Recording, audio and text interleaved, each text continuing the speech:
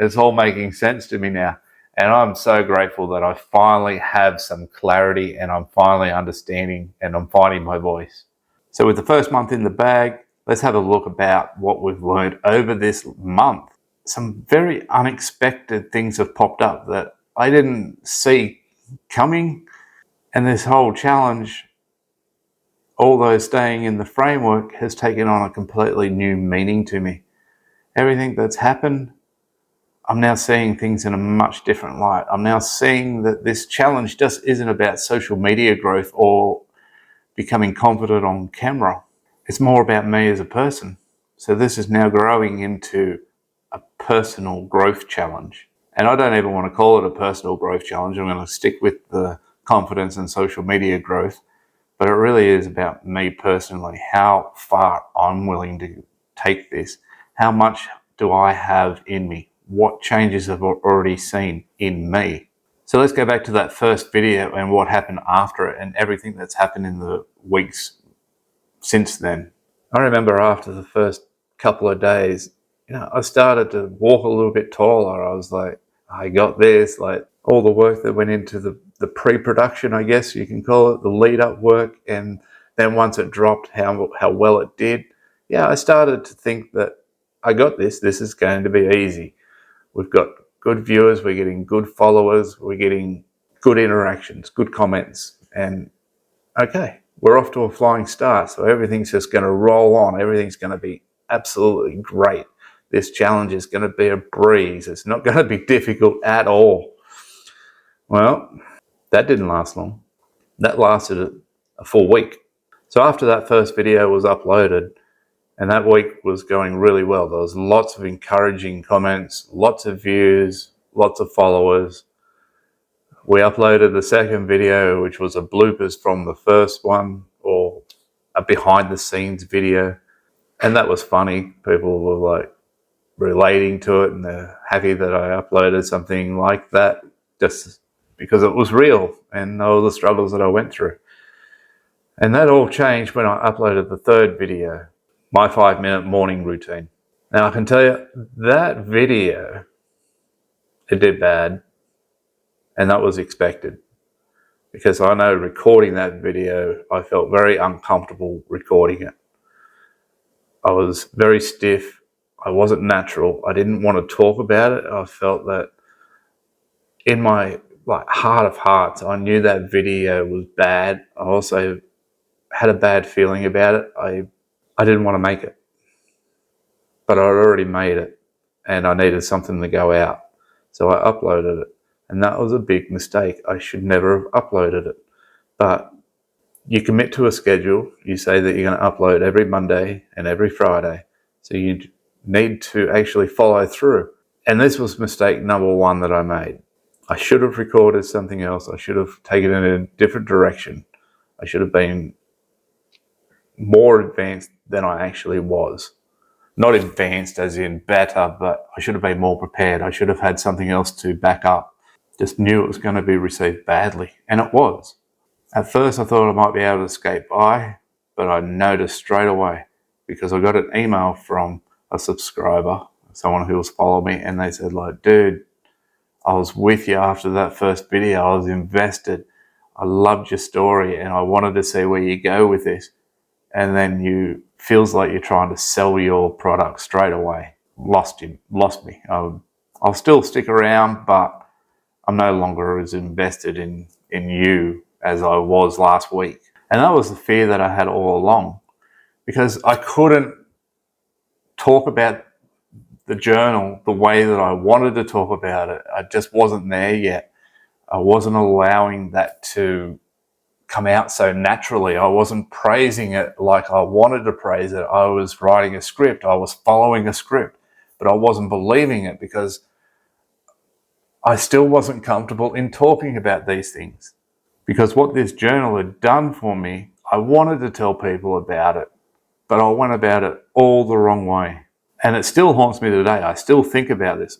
It haunts me today like I'm talking about it from years ago, but it was only a couple of weeks ago. But it still plays on my mind. I still look at that video and I am deliberately leaving it up because I want it to be there as a reminder. That was silly of me, and I feel really bad about that video. I really do. It's the video that I wish that I didn't make. And I look forward to talking about it in years to come, because I suspect that will always be the video I wish I didn't make. Now, in saying that, I still believe in the journal. I still use it, and it really does help me. It helps so much, and that's why I wanted to talk about it. But timing is everything, and I got the timing wrong. I couldn't speak openly and naturally about it. So that was a lesson. And that lesson stayed with me for a while, because I was coming off such a high off that first week where, like I started thinking that, oh, I've got this, people are loving what I'm putting out there. So this 101 day, this 26 video challenge, I've got it in the bag. And then I got brought back to earth real quick. Everything dropped. So I went from having hundreds of subscribers in that first week with 1,000+ view hours, not view hours, but views, and a few hundred view hours, which was really good, to crickets. It stopped everything. I was hoping by the time the third video came up, or the fourth video, as I should say, that people may have forgiven me and got back on board, because then I started talking about stuff that I wanted to talk about. And really, if I'm to be completely honest, it still felt fake. I didn't know 100% of where I was taking this channel. I'm sort of taking it video by video, or week by week. This is how I'm planning it out. But this is a video that I've been waiting to record. I've so much wanted to do a review, go back and see what progress that I've actually have made in this first month. It's up and down. In some places it's done really well. Like, I'm very, very grateful, very happy that I have 474 followers here, or subscribers here on YouTube. I'm very happy that I've got over 520 people following me on Threads. But the other social medias, it's a little bit more difficult, a little bit more slow. X, I can't work that one out. That's I think that I post some pretty good, what do you even call them? If it's X, do we still call them tweets? I think I do some good tweets, but I guess that there's just a billion users on X, and I just get lost in the wash, so that doesn't really do much for me. Instagram, slowly but surely. Big news there. I did get my first reel over 1,000 views just this week, so I'm pretty excited by that. That was just something that I was having some fun with, about people selling all the time to you. And it took off. For me, it took off, because most of the time I get about 100 views on Instagram Reels. This one got 1,100 views, so I'm pretty happy with that. That's good. And a few followers come along. TikTok, I haven't worked that out yet. I've been studying it a lot. I listen to a lot of creators, and they tell you how to go about a TikTok, but I can't seem to end up on the share page, or what I think is good content about me talking. I still get like 600 views, 700 views, and that's it. So I haven't quite cracked that. That's something that I want to crack, but maybe I don't want to crack, because just today I heard that the Court of Appeals has upheld the decision to ban TikTok in January. So I don't know. Do you continue on trying to crack TikTok if it's going to be banned in the States? I don't know. So it's been nice and steady progress over the first month on that. It's probably more than I actually thought that I would get. I saw a YouTuber come out and said that they got 7,000 subscribers in 7 days. And that was pointed out to me. It's like, you can do the same. I'm like, yeah. But you had 1 million subscribers over here, or followers over here on TikTok, and you had 700,000 followers on Instagram, and yeah, you were pretty big. And then you directed all your audience to your videos on YouTube when you launched that. So is it really fair to say I got 7,000 followers in 7 days and you can do the same thing? You try doing it from scratch, like I am. I really love getting the comments from people that say that my writing's beautiful, they're impactful, and you tell a good story. But then I get down on myself, because then I can't translate that into a video. I will think to myself all the time, I should have said that differently. If I had said it this way, because this is now how I actually know what I wanted to say. Why didn't I say that? Well, when I was recording the video. I'm trying to learn to not be so critical, because let's face it, and I acknowledge this 100%, it wouldn't matter if I did do it a million times, because even on the 1,000,001 time after I rewatch it, I'll come up with another way that I could have said that even better. And eventually, where do you get? You would never actually upload anything if I'm always being critical of myself. That's not good enough. I should have said it this way. I did it with the last video, with the podcast, when I was talking to somebody. We were having a conversation, and I watched it back, and I'm like, dude, why didn't you say this? Like, you had an idea of what you were going to say, and yet, to me, I didn't say it right. So I'm very, very critical of what I say and how I say it, how I present. And by the way, this video is going to be shot all in one take.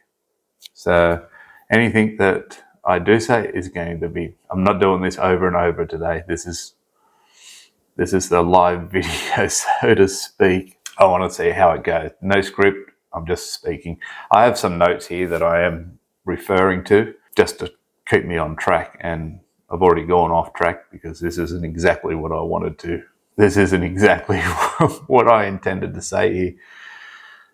So those are all some of the more social media side of things. Now I really want to get into the nitty-gritty, where the real growth has happened and what I have noticed more about that confidence that I wanted to have and believe I need to have. What I've come to realize is it's not going to work on camera.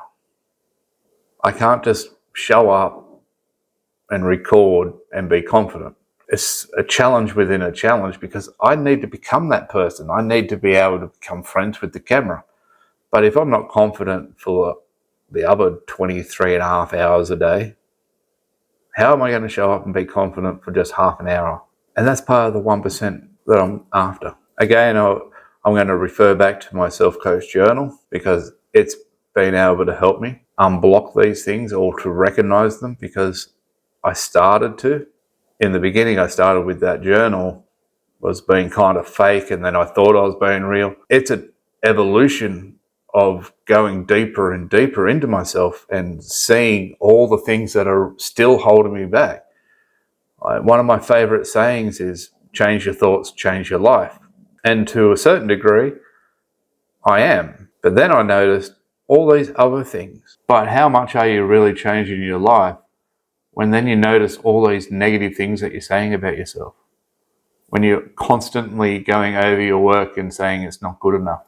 When you're constantly saying, I'm not there yet, I can't speak directly to the camera, I'm still learning, I'm not ready for this, or there's so many negative undertones that I've discovered that I'm like, am I really changing my thoughts? Because I keep saying these things. This is a journey, I have to be on it. I'm not that great yet. Why can't I just be great? Why can't I go in there with that confidence? Uncovering those type of things in this first month, it's been a real eye-opener. I didn't plan for that. I didn't think that was going to happen. But in other ways, there has been more than the 1% growth. There has been a lot of growth in my own behavior. Once upon a time, if I didn't want to do something, I would say, that's good enough. I'm not doing it no more. Like my wife would say, can you do that a bit better? And I'll be like, no, I'm done with it. That's it. Put it up. Whatever it was, like when I was being a life coach and I was trying to do things. Now, at least today, I notice these things and I'm like, I can do better than that. So I'll re-record. I'll keep going until I feel this is the best that I can do right now. So there's that side of growth that I'm really, really happy with. All the hidden negativity that comes from 40 years of saying those type of things. This is the best that I can, or I'm not there yet, I can't do it just yet. They're the parts that need to be brought out into the light. And here's a very important thing too, the support of strangers. I get so many great comments, people engaging with me, telling me, look, you're doing great, don't be so hard on yourself. I really love what you're doing. You're doing it. You should be proud of that. And at times, I forget those things.